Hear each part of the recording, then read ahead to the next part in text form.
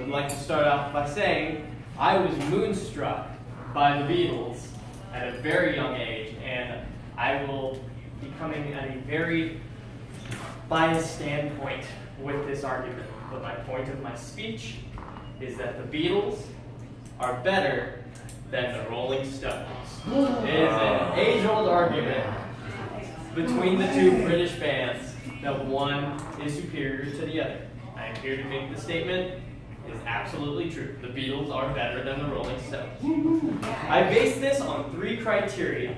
One being the number of hits, both during their golden years and through up till present.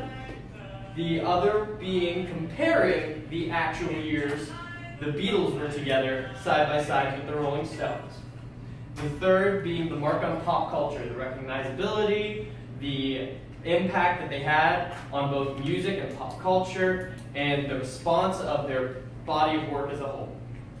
With that being said, number of hits, the Beatles had 72 songs hit the top charts in 7 years, in the 7 years that they were together, but also had some of those hit in later years. 1976, they had 2 songs in the top 100. In 1996, they had 2 songs in the top 100.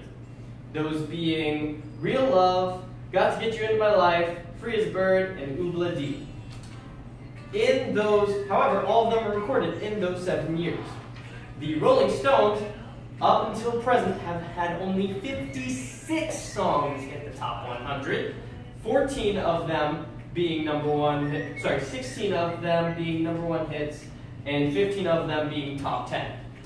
The Beatles had 14 number one hits, 20 number one hits, and 14 that were in the top 10 as well. However, the Beatles hold the all-time record for holding the top 5 spots in the Billboard charts. They did that all at one time in April of 1964. The 5 songs were Can't Buy Me Love, Twist and Shout, She Loves You, I Want to Hold Your Hand, and Please Please Me. Also, taking the 38-year reign of biggest jump in the charts, being from 26 to number 1, was Can't Buy Me Love, and was only surpassed by Kelly Clarkson in 2002 with the song A Moment Like This. So 38 years took anyone to beat the Beatles. Keeping that in mind. Comparing the golden years, the Stones at their height arguably would be between 65 and 67. The Beatles, it's kind of harder. They never really faded in or out of the public eye. So for the sake of argument, I will say their first year as a band in the public eye of the US and their last year in the band, comparing Billboard charts in the US. The Stones, I have to admit defeat, did one thing better than the Beatles ever did. Stayed together. That's it. Gotta hand it to them. They've still been touring up until, I believe, a year and a half, 2 years ago was the end of their last tour. The Beatles, however, are more famously known in the US for the Ed Sullivan Show, which was February 9th, 1964, only 2 months before they took those 5 top charter spots in Billboard.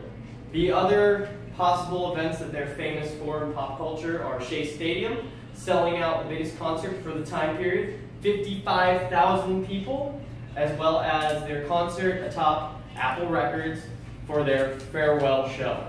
The Rolling Stones, of course, have made an impact. Not in the same way. They copied the Beatles and did Ed Sullivan Show a year and a half after the Beatles. Then we all know them for the Altamont Free concert, in which they recruited the Hells Angels to be their security guards, resulting in violence, bloodshed, and murder. Don McLean, the composer of the great rock ballad American Pie, immortalized both these bands by referring to the Beatles as Sgt. Pepper's Took the Field, and then multiple times referring to Mick Jagger as Satan or the devil, who's not a Stones fan himself. Then with their overall mark on pop culture, the greatest album considered by Rolling Stone magazine, so magazine of the same name of the competing band, is Sgt. Pepper's Lonely Heart Club Band. They consulted 273 different outside and inside consultants on a list of 500 top rock and roll albums. Sgt. Pepper's, by a landslide, took the #1 position. Exile on Main Street was somewhere in the 400s. So though influential, there's a large margin in between the two. Rolling Stone magazine also considered the Beatles as the #1 group of all time out of the top 100. Rolling Stones taking 4th. Then John Lennon appears again as a solo act as number 38. Giving it to the Rolling Stones, once again, they did something else right. They have what is considered the most recognizable band logo of rock and roll. Does anybody have any idea what that is?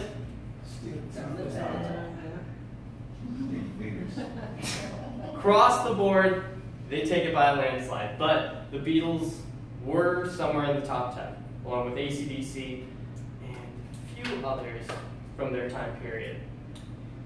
The one thing I would like to ask, can anyone here, just by show of hands, name all 4 of the Beatles? John, Paul, Ringo. And something. John, Paul, Ringo, and George. There we go. Who can name any, or who can name all of the Rolling Stones' original lineup? That's one. Keith Richards. Yeah. Ron Woods. Not original. Keith Miller. No, that was the Who. Oh. There are 4 others. My point exactly. The others being Brian Jones, who also played guitar, Bill Wyman, bass guitar, Ian Stewart, piano, and Charlie Watts as their drummer. To wrap this all up, I would like to quote the famous Paul McCartney, "It really doesn't matter if I'm wrong, I'm right."